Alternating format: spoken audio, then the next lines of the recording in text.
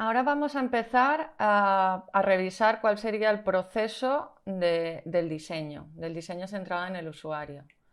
Como vimos anteriormente, se basaba en un proceso iterativo en el que hay que entender el contexto de uso, definir los requerimientos de usuario, diseñar las soluciones y evaluar los resultados y en función de cómo hayan salido esos resultados, volver a iterar.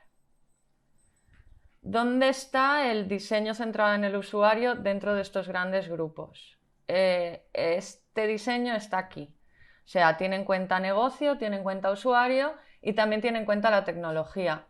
No solo a nivel de posibles limitaciones que pueda tener un proyecto, sino también las oportunidades que nos puede brindar la tecnología para hacer mejores experiencias.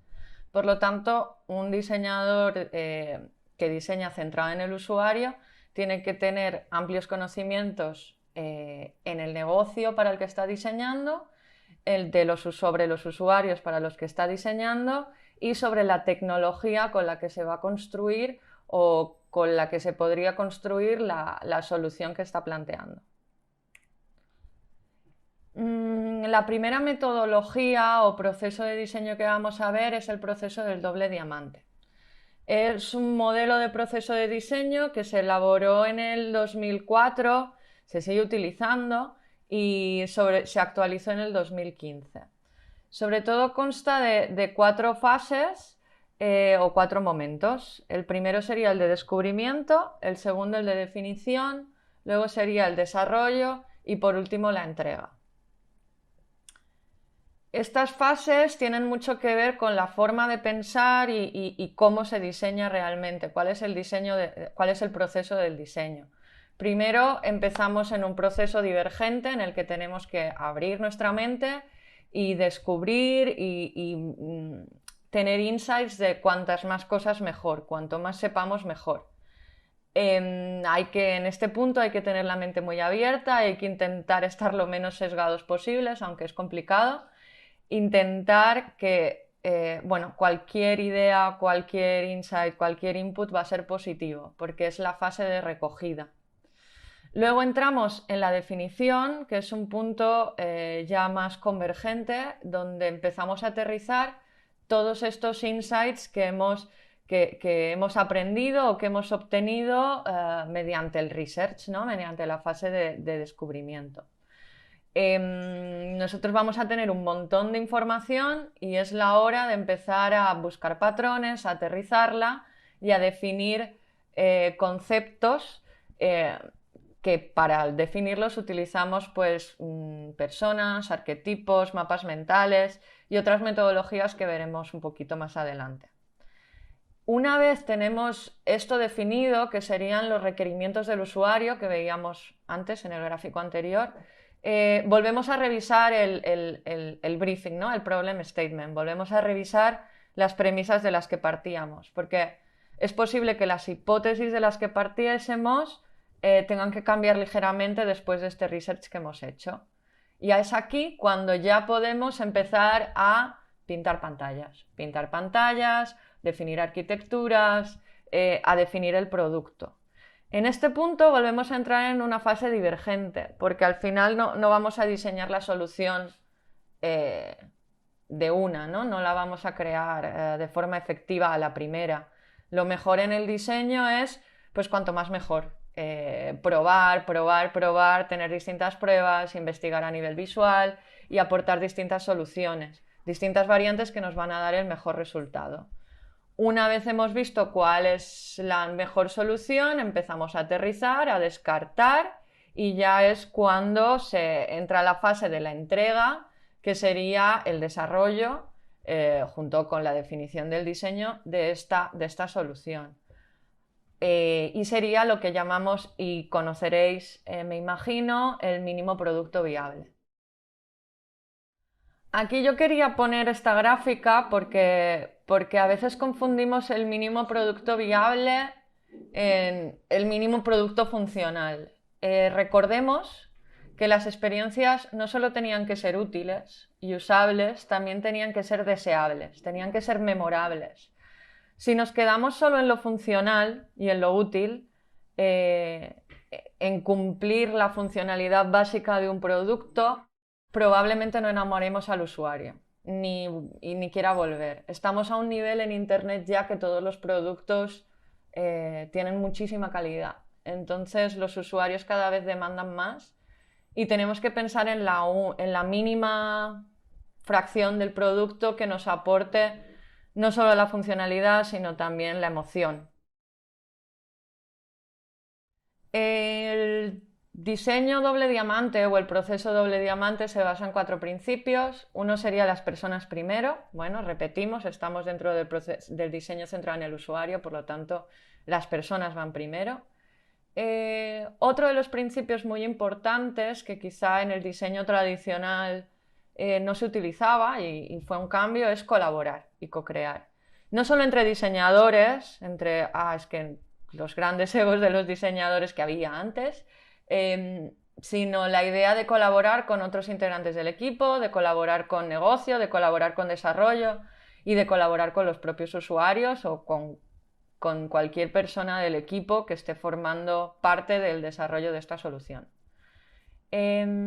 Por otro lado, hay que comunicar de forma inclusiva. Hay que ayudar a que todo el mundo entienda qué es lo que estamos haciendo, de qué se trata el diseño centrado en el usuario y entienda todas estas definiciones que hemos hecho y todos estos entregables que tenemos. Y por otro lado, iterar, porque al final, como decíamos, los productos digitales están vivos, no vamos a acertar a la primera, los usuarios siempre nos van a sorprender, el ser humano cambia, por lo tanto hay que evaluar este resultado de la solución e iterar para mejorarla. Luego tenemos el Lean UX. El Lean UX surgió o fue creado por Jeff Gottef en el 2011, cuando publicó un libro llamado Lean UX. El Lean UX se trata básicamente de reducir estos ciclos y además medir de forma constante. No solo al final, sino medir antes y entonces aprender para seguir lanzando soluciones. Y luego también quizá oiréis y últimamente se utiliza mucho el método de Agile UX. Al final esto tiene el origen en el desarrollo de software y en las metodologías Agile, como el Scrum. Y bueno, al final se trata de unir o incluir el proceso del UX o el diseño centrado en el usuario dentro del proceso de trabajo Agile. Los principios del Agile es que los individuos e interacciones están por encima de los procesos, es decir, muy parecido al primer principio del doble diamante. De nuevo, la colaboración por encima de todo, ¿no? La colaboración con el cliente por encima de ese acuerdo pactado. En este caso, el software entra a formar parte porque estamos hablando de un proceso en el que se unen a los diseñadores con los desarrolladores y el funcionamiento del software por encima de la documentación extensiva. Y por último, la respuesta ante el cambio para seguir un plan, es decir, ver cómo ha funcionado y si no, iterar. Bueno, ¿en qué se distinguen estas dos metodologías? Realmente no es que se distingan, sino que deberían trabajar de una forma conjunta y colaborativa. Las dos buscan ofrecer la mejor experiencia de usuario. Y bueno, podríamos decir que el Agile crea productos mejor acabados y que el Lean produce varios productos para mejorar el acabado, ¿no? Produzco varios y veo cuál funciona mejor. Así que al final son metodologías complementarias de las que podemos aprender de la una de la otra, dependiendo del punto en el que esté el proyecto o de la empresa en la que estemos o del producto en el que trabajemos, se utilizará más un método u otro, pero al final ambas metodologías nos tienen que ayudar a conseguir el mejor resultado posible. Y por último tenemos el Design Thinking. El Design Thinking se escuchó por primera vez en el 69, aunque no tuvo demasiada fama. Este libro, acudió el término por primera vez, aunque hasta el 2008 Tim Brown escribió un paper en el que hablaba de esta metodología. Y bueno, se hizo muy famosa a partir de este paper que él escribió y de llevarlo a cabo en su empresa IDEO, que es una de las consultoras líderes en innovación y desarrollo de esta metodología.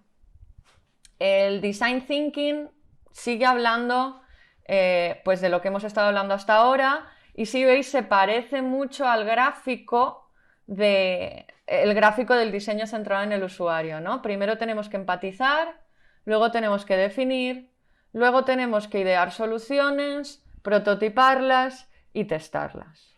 Dentro de cada una de estas fases hay distintas metodologías para llevarlo a cabo. IDEO nos ofrece un kit en internet donde podéis ver, pues, aparte de un vídeo que os explica, pues, qué es el diseño centrado en el usuario o en el humano, y las distintas metodologías, podéis ver aquí métodos, incluso ejercicios y talleres que os pueden servir para la inspiración, para la ideación, para la implementación, y os lo explica de forma muy clara cómo llevarlo a cabo, en qué consiste, incluso algunos casos de éxito y descargables que os pueden servir para llevar a cabo vuestras investigaciones. Yo es algo que he usado bastante. Vale, Tim Brown, el fundador de IDEO y prácticamente del Design Thinking, aunque no fue el primero, dice que es la intersección de las necesidades de las personas, la viabilidad técnica y su viabilidad como negocio. Es decir, es la unión de esas tres grandes bolas o bloques que os comentaba al principio. El Design Sprint, por último, es la puesta en práctica de lo que se habla en el Design Thinking, pero en un lapso de tiempo súper corto, es decir, en una semana. Ellos hablan que el lunes habría que mapear al target, el martes habría que prototipar soluciones, el miércoles habría que decidir, el jueves habría que hacer un prototipo y el viernes habría que testearlo. Es decir, dicen que en una semana deberíamos tener un MVP validado y testeado. Vale, UX, UI, diseño centrado en el usuario, Product Design, UX y Agile, Lean. No sé si os pasa, pero a mí también me pasa esto, incluso cuando tengo que decir cuál es mi puesto de trabajo y a qué me dedico.